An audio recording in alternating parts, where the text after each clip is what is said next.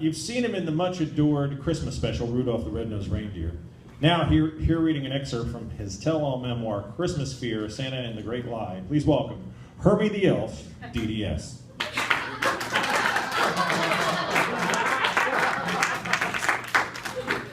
Hello, everyone. My name is Hermey the Elf, and a lot has changed since I was last in the spotlight. When I was 20, a documentary about my journey into the field of dentistry was produced by Santa.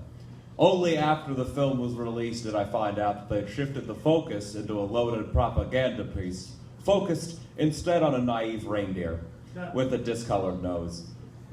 He was a good fellow, so I've opted not to tarnish his reputation by including his name in this presentation. May he rest in peace. However, my dismay was swayed slightly through my allowance to pursue my passion and continue to practice in the dental arts. It was at this juncture, though, that the very nature of the relationship between the elves and Santa shifted, which is why in 1985, the elves were forced to unionize. That is where my memoir begins. I'd like to begin by reading the chapters to give you all a sense of the chronology of the events, but after I'd like to use the opportunity to present a press release instead of a true reading. So, Christmas Fears, Santa, the Big Lie. That's the name of the book. Chapter 1, Here Comes Santa Claus to shut down your dentistry. Chapter 2, The Factory's Jingle Bell. Chapter 3, White Christmas. Seriously, what happened to all of the black elves? Chapter 4, All I Want for Christmas is to not be in charge of the union.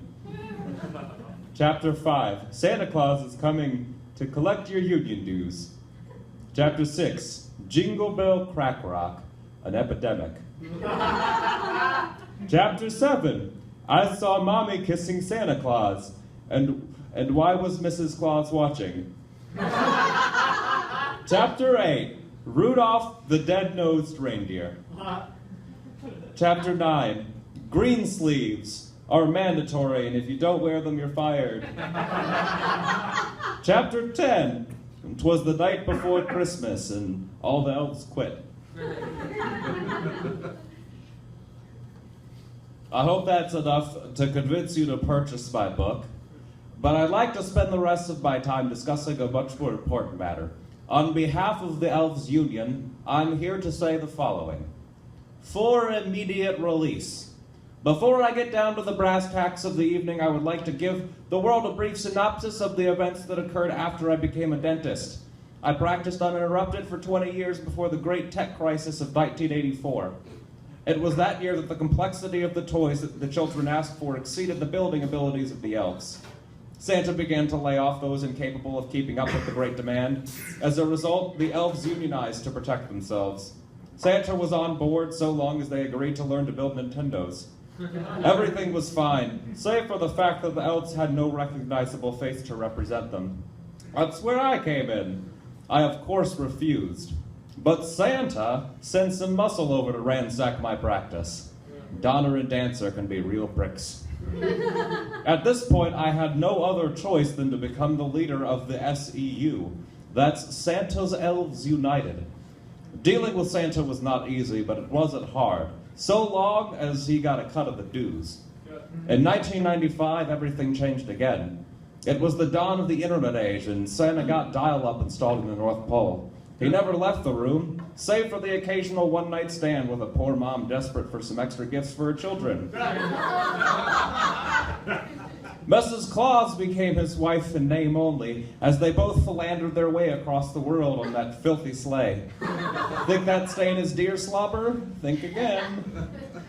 Santa's laziness began to reach unforeseen levels. He began to license out his image to any poor fat slob with a beard. Did you know, if you go to the mall to see Santa, not the real guy? Unbelievable. He even stopped reading the letters. Doesn't even receive them anymore. Outsourced it to some guy in Canada. But you can write him letters of complaint. Now, no one knows this, but he changed his official address to 6969 North Pole. Thinks it's hilarious. We'll see who's laughing once he gets all that hate mail. We elves decided to use our power to shift towards crafting quality non-electronic toys, hoping that the children of the earth would see the beauty of a toy made with bare hands. They didn't, the little brats. And Santa used that opportunity to outsource all of the factory work to China. Now we elves are out of work. And what's Santa doing? He's lying on his fat ass ordering gifts for people on Amazon and shipping them via UPS. So it is with that in mind that I, Hermey the Elf, on behalf of Santa's Elves United, am calling for a boycott of St. Nick. Mind you, continue to celebrate commercialism, but leave Santa out of it. Refuse his gifts, refuse his crony lookalikes that trove the malls of America, and refuse his mere presence. He might know if you've been good or bad, but we all know that he's been bad. Very bad. So tell your kids the truth, the new truth. Tell them that Santa isn't real. Tell them that you buy all of their gifts not out of some tradition, but out of love. I know it'll be difficult to reverse these years of practice, but together, well, we can do it. We can finally make Santa the myth that he deserves to be. As for the elves, we'll be okay. I have hope that my memoir will leave me with enough money to reopen my dentistry. Speaking of, now that Santa won't be helping you with your gift giving, might I suggest buying your loved ones a memoir by a kindly elf? Thank you and Merry Christmas. Do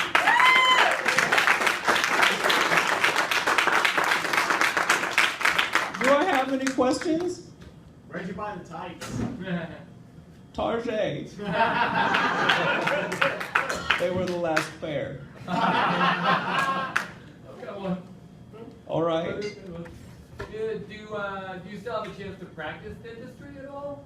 I hope so. I don't think my license is still suspended, unless he managed to pull some strings, but I don't think so. I'll get back at it. Sure, I'm 70. My hands are a little shaky, but a man can dream. Any other questions? Looks like that's it. Thank you very much.